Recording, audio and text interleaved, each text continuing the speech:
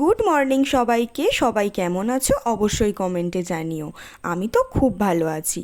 তো প্রত্যেক দিনের মতো সকালবেলা পড়াতে বসেছিলাম।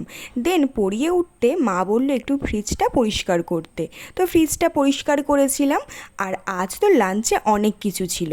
আমাদের তো বাড়িতে রান্না হয়েছিল ভাত, চিংড়ি মাছ দিয়ে, ভেন্ডি দিয়ে, আলু দিয়ে একটা চচ্চড়ি আর চিংড়ি ভাপা। আর আজ ছিল আমার একটা বোনের বার্থডে। তো কাকিমা এত কিছু রান্না করে দিয়ে গিয়েছিল দুপুরবেলা। তো সব কিছু অল্প অল্প করে খেয়েছিলাম। আর তারপরে তো সন্ধেবেলা বোনের কেক কাটিং হয়েছিল। তো সেখানে সবাই মিলে গিয়ে খুব আনন্দ করেছিলাম। হ্যাপি বার্থডে টু আরাধনা, হ্যাপি বার্থডে টু ইউ। আজ আমাদের বাড়িতে একজনের নয়, দুজনের বার্থডে ছিল। তো একজনের বার্থডে সেলিব্রেট করে চলে এসেছি আর একজনের বার্থডে সেলিব্রেট করতে। তো আজ কিন্তু দিয়ারও বার্থডে ছিল। দিয়াকে তো তোমরা আগে আমার ভিডিওতে অনেকবার দেখেছো। ও হচ্ছে আমার দিদির মেয়ে, আমার বোনঝি হয়। তো আজ ওরও বার্থডে ছিল। তো ও এখানে কেক কাটিং করেছিল, সবাইকে কেক খাইয়েও দিল।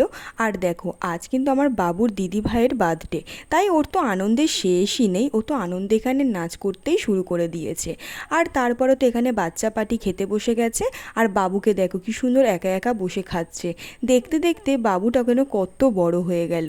তো যাই হোক, তারপরে তো আমরাও খেতে বসে গিয়েছিলাম। ও তোমাদের তো বলাই হয়নি যে আজ বার্থডে পার্টির মেনুতে কি কি ছিল। আজ ছিল লুচি, চিকেন কষা, পায়েস আর মিষ্টি।